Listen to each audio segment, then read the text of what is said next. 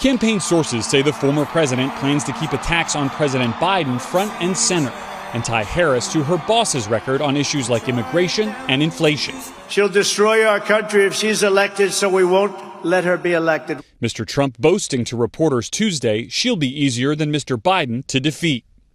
She's the same as Biden, but much more radical. She's a radical left person, and this country doesn't want a radical left person to destroy it. This country wants me to destroy it, okay? A radical right person. We don't want someone from the left destroying America. We want somebody like me, one of the best destroyers of America, to destroy America. I mean, he doesn't even think when he speaks. He literally is just attacking so en route that he doesn't realize what he's saying and how contentless and how senseless it is. But of course, it gets much, much worse. Over the course of this video, you're going to hear things that will blow your mind that are being said by Trump and the Republican Party to try to take down Kamala Harris. It gets worse, and here goes some more of it. And saying he'd be open to multiple additional debates.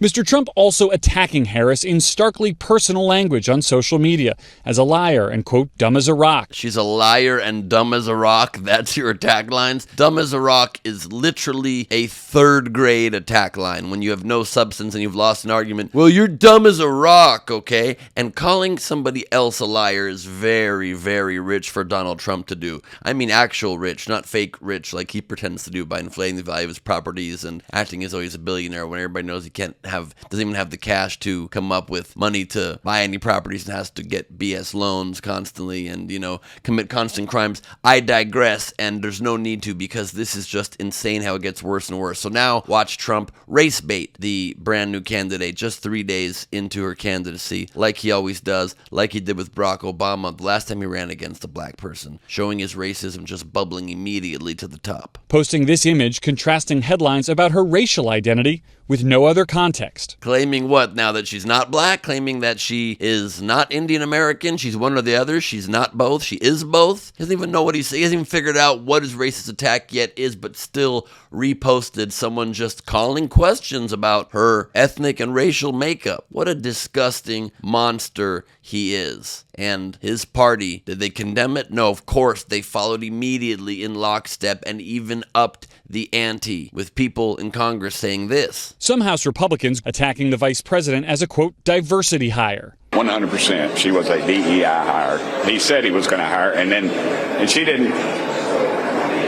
Her record is abysmal at best. You could see that dude couldn't even think of what to say. Her, and she. Everything I'm actually wanting to say right now is racist, so let me pause. And she's abysmal at best. She's a DEI hire. You're a DEI hire, bro. People should never have hired your brain-dead self. She was the Attorney General in California. She was elected to the U.S. Senate and then chosen as vice president and is now tied in the polls, basically, against Donald Trump for president just 3 days into her campaign. If that's being hired simply for diversity, equity, and inclusion, then give me some of that, because it seems pretty merit-based if you ask me, or if you just look at the facts of it. But facts have certainly never stood in the way of you or anybody in today's GOP from actually saying anything with any sort of substance or merit, or fighting for an actual issue, or trying to win an office based on any sort of actual matter that affects Americans' daily lives. No, just personal attack, made-up personal attack after complete invented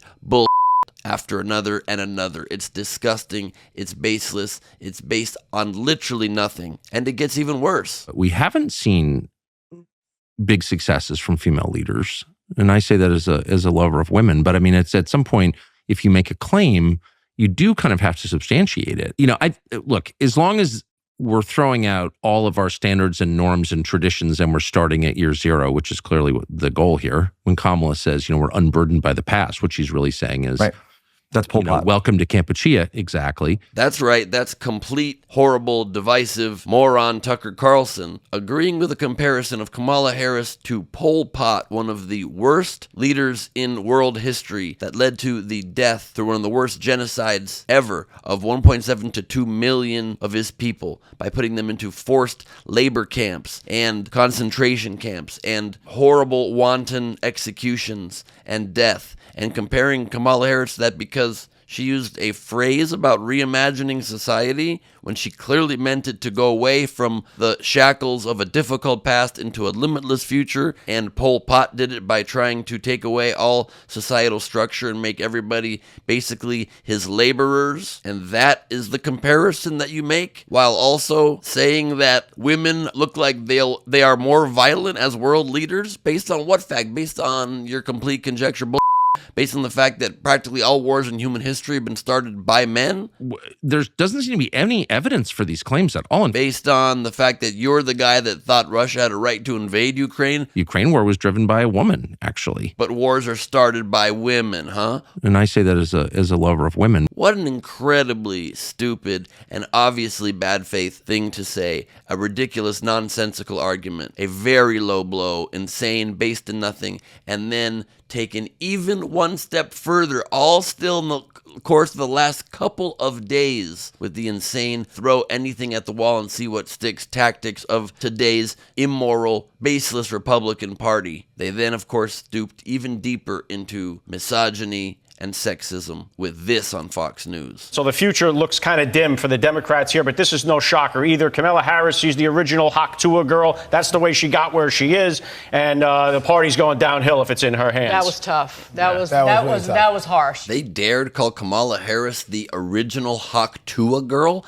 Aside from the fact that Fox News audience average age is 112 years old and they have no idea who the Haktua girl is, that is the most insulting, insane thing to say. Aside from that being yet another completely baseless assumption you would never ever make about a man succeeding in the world, you assume that she got to where she is because of blowing people, bro? Is that your argument? Based upon what? Based upon you wish? Based upon you wish she did that to you? Who are you? What kind of disgusting, horrible people? And to not get aggressive pushback from those anchors is insane. Well, Fox News is the Haktua girl of news networks, doing whatever and saying whatever to get it done, just spitting right on that thing, but that thing being the intelligence and right in the faces of your audience. And they've been spit on so much they can't even tell when they're being spit on anymore, because they have subscribed to a propaganda machine that brainwashes them, just like the GOP takes advantage of their brainwashed base and continues to manipulate them into fear-mongering and lies and scare tactics and character assassination based in nothing, because they're afraid to run on the issues. They're afraid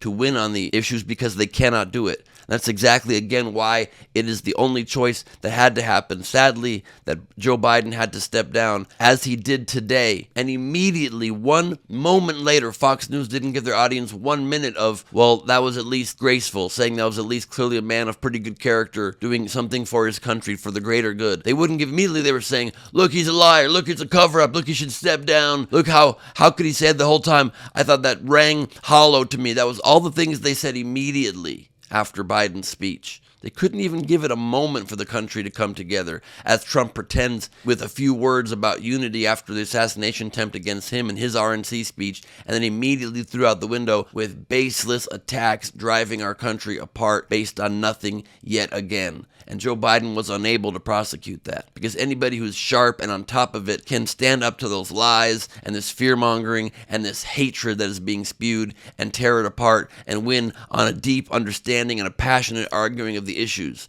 Biden couldn't do that anymore, and like an incredible patriot, he stepped down. He didn't think he should, but the party lost faith in him, and he said, well, if that's the case, then I will do what's best for my party and my country, and step down. And now with Kamala Harris, there is an energy and an enthusiasm, because we know we have somebody at the top of the ticket who is smart, who is sharp, and who is a fighter with a history of fighting, with a history of holding liars and criminals to account. And I believe we will win this election, and not just me, I believe Trump believes that he has lost this election now as well. That's why he's freaking out. That's why he's getting scared. That's why there's rumors he's going to even drop J.D. Vance as his VP pick, because he was just choosing somebody who would allow his full demagoguery and would rubber stamp all of Trump's horrible fascist agenda. But now realizes the rumor is he needs a star, because He can't win again on substance. He can't take on Kamala Harris directly, so he needs somebody who's going to be flashy and win another news cycle. But guess what? There's too many news cycles between now and the election, and quality will win and substance will win. Lies and fear-mongering no longer has place in this country, so you're out, bro. You're now the oldest candidate to ever run for president, and you are too old. As you argued against Biden, you are too old to lead this nation, and you're too corrupt and morally bankrupt. It's time for new leadership, and guess what? It ain't you, bro. So sorry. Also, rumor has it you're dumb as a rock, okay? What an idiot. I'm Ben Gleib for Rebel HQ. You can follow me at Ben Gleib on Instagram for much more.